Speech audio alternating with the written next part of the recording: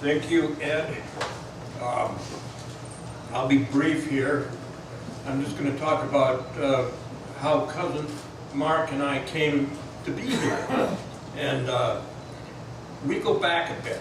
We're both born on Easter Sunday in mid-Michigan, about 40-some miles away. No, not on the same Easter Sunday. There's some 2.5 decades in between. But, you know, I was aware of that event because Mark's grandmother is my dad's sister. And, you know, Howard's a fairly big family, the Peacocks. And, you know, you don't necessarily, when you got 50 to 100 first cousins, you know, you don't really get to know them all in a lifetime.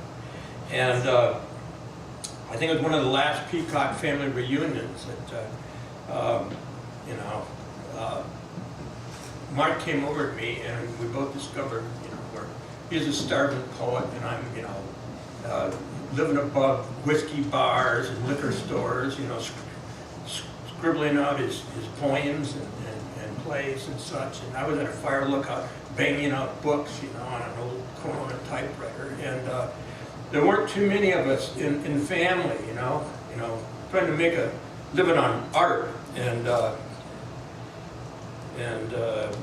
anyway, it's a hard road, and so we had that in common, but we had a lot of other things in common too.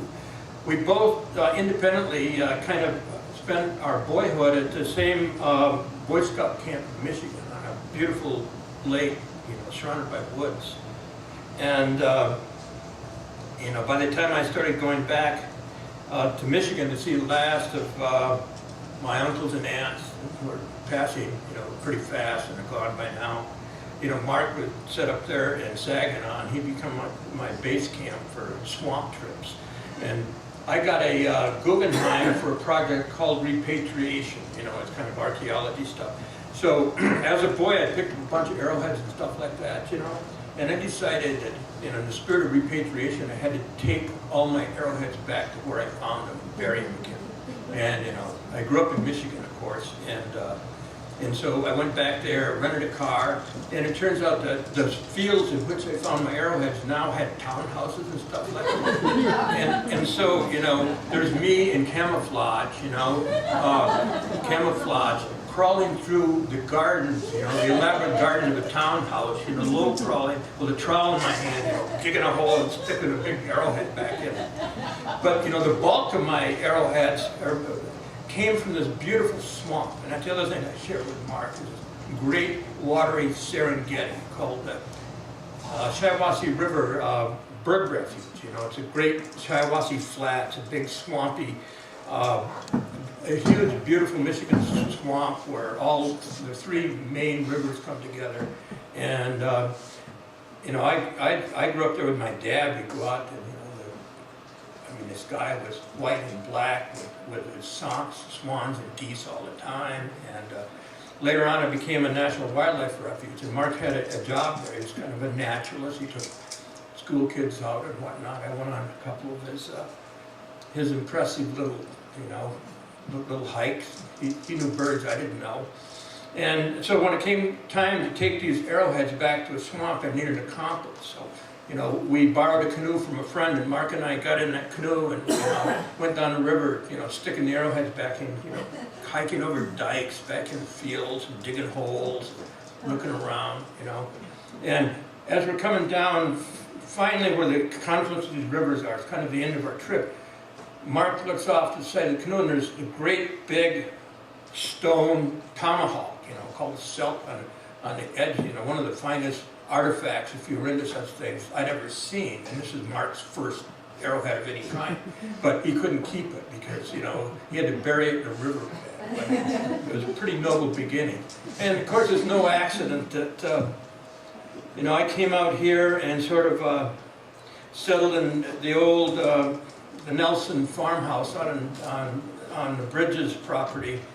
And I'd set up, you know, the little shack, which used to be the bunkhouse for the crew. We had, my son spent a year there. He was a painter at the time. And it was empty. And when Mark decided to kind of migrate out this way, well, there it was, you know, and it was a place where the garden was visited both by black bears and a mountain lion, so a pretty good place to scribble your poems out. And Marc went to work in there, and I think there, both in Saginaw and at the Grizz Fork, as we call the place, you know, finished The Moon Cracks Open, a book of poetry, one of my favorites of all time.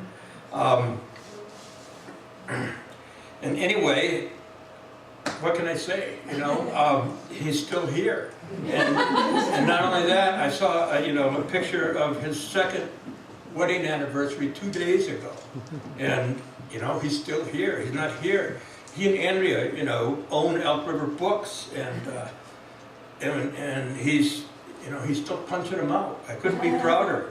I will just say this, and you know, Marc donates so much to this community already. I mean, he's a playwright, he's a director and actor. He's punched so much time and talent into the public life of this little town, and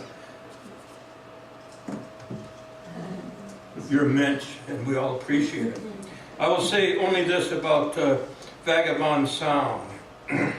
Here is a poet's road trip, as drunk on travel as Basho, tracing the blue highway with a dazzling prose. Beaudin's lyrical style is a joyful song that keeps us belted in for the fast passage, a firm anchor of raven, woodlands, and the fractured moon on the lake at night. We should all take strength from his impressive traverse. Thank you, Cousin Marc.